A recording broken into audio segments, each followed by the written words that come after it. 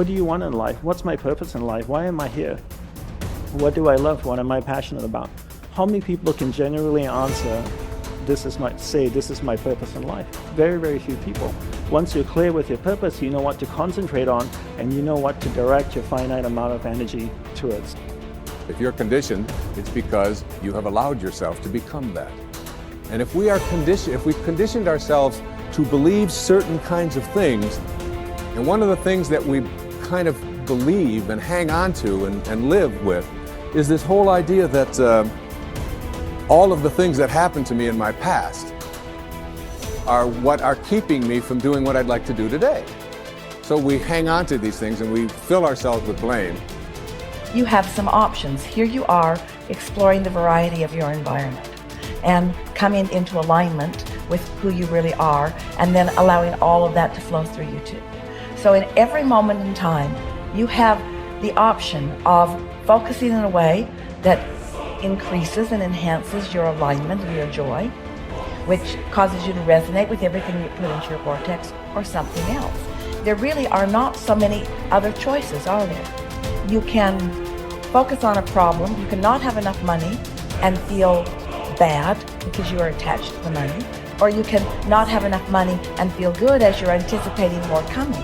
But the consequence or the circumstance of the money does not need to dictate to you how you feel. That is the problem with getting attached to something that you can't control, is that it leaves you like a puppet with no strings. It's about not putting your attachment in all the wrong places, not putting it in what is temporary, but putting it in what is steady. And then in that steady attachment or alignment, then you can just flow it to whatever is currently in your now, flowing through your experience. You can't give away what you don't have. People who are not good at giving away love can't give away love because they don't have it to give away. If I want to give you a dozen oranges, I can't give you those dozen oranges unless I go out and pick up 12 oranges someplace. Otherwise, all it is just empty rhetoric. And the same thing is true of virtually everything in your life. You can't give away love for others if you don't have love in here to give away. If what you have in here is contempt, if what you have in here is anger, if what you have in here is fear, then these are the things you're going to be giving away in your life. Every one of you are drawing a picture with your life. You're the artist. Your hands and your feet are the paintbrushes. And the choices and decisions you're making right now are the paint strokes. You can paint whatever picture you want to paint. You can become whatever you want to become. But your choices and decisions that you're making right now matter. You got to have the grit and the tenacity to push forward and give it a little bit more than what you have right now. Don't wait for the perfect timing. The perfect timing is never going to come because there's no such thing as perfect.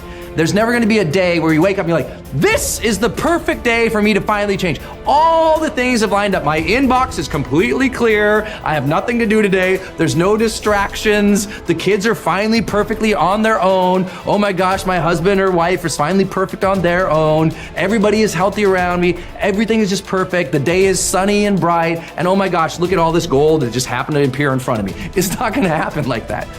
You need to say, okay, there is never going to be a perfect time, so you need to set a D-Day. Literally, a day in which you say, that's the day. And then you need to marshal all of your motivation, all of your ability to learn and develop skills as fast as you can before that day. But when that day comes, that's D-Day. That's the day that you go. That's the day that you quit. And that has to be a real date for you. I mean, mark it on the calendar. That's the day you quit the thing. That's the day you walk out. That's the day that you leave that situation that is not healthy or satisfying or good for you or your soul or the people around you. That you have to have that date. It has to be scheduled or you'll never do it.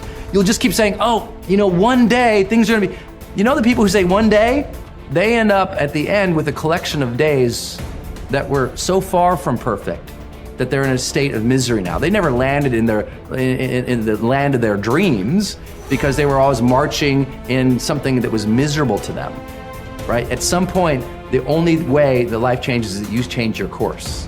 And don't wait for a perfect day. So what's your date? People who earn large incomes aren't lucky, and they're not crooks as those without money are so fond of pretending, nor are they endowed with more brains or talent necessarily than their friends and neighbors, nor are they privy to occult secrets, and only a very few were lucky enough to have had rich fathers or grandfathers. Most of the people earning the big incomes today started the same way you and I did, and most other people.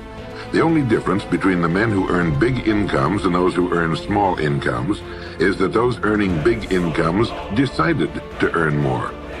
They're the people who made it their business to earn more. You see, people do what they make up their minds to do. So get rid of the ancient superstition once and for all that people who earn big money are special people, are lucky, or get the breaks, or had money to begin with, or knew someone, or are smarter, or anything else. These are alibis. They can all be disproved 1,000 times. The reason there are so many of these alibis around is that men who fail to make the grade financially are seldom honest enough to just admit that they really didn't try and keep trying. So in order to justify their failure, in order to remain seated, they dream up and pass along these old alibis. We're all self-made, but only the successful will admit it. The commitments we make to ourselves and to others, and our integrity to those commitments, is the essence and clearest manifestation of our proactivity. It is also the essence of our growth through our human endowments of self-awareness and conscience. We become conscious of areas of weakness, areas for improvement, areas of talent that could be developed, areas that need to be changed or eliminated from our lives. Then, as we recognize and use our imagination and independent will to act on that awareness, making promises, setting goals, and being true to them, we build the strength of character, the being that makes possible every other positive thing in our lives. It is here that we find two ways to put ourselves in control of our lives immediately.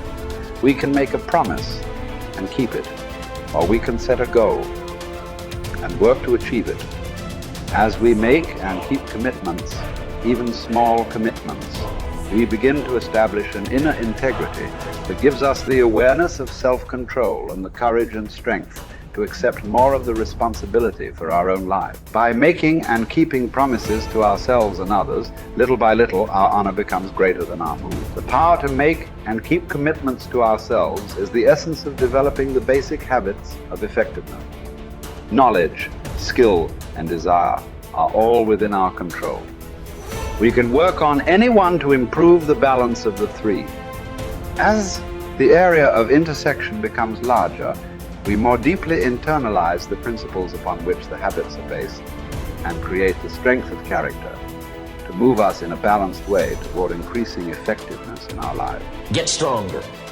You can develop the muscle. You can develop the courage muscle. You can develop the inspiration muscle. You can develop the dedication muscle. You can get stronger. There isn't anybody here that can't get stronger.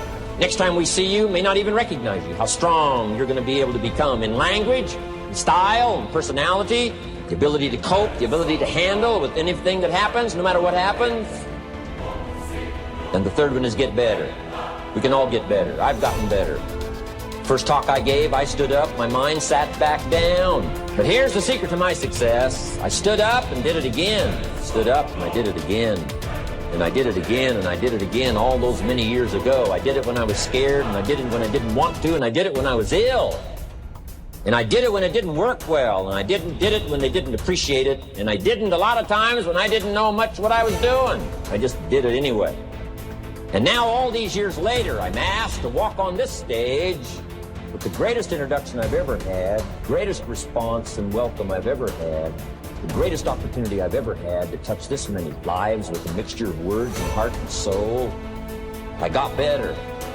I got better day by day and week by week and month by month, and I'm asking you to do the same thing until you can develop a long arm and a long reach, until you can develop influence that won't quit. Touch people next year you couldn't touch this year. Touch people now you couldn't touch before. Conduct a meeting now you couldn't conduct before. Heart and soul now mixed in there that wasn't there, missing before. I'm asking all of you to get better in spite of the winters, in spite of the downturn, the money downturn, the social downturn, the personal downturn, whatever it is. Just get stronger. Get better. The key is not to wish for a better winter, The key is to wish for more strength, more wisdom, more courage, get better, get wiser, get stronger.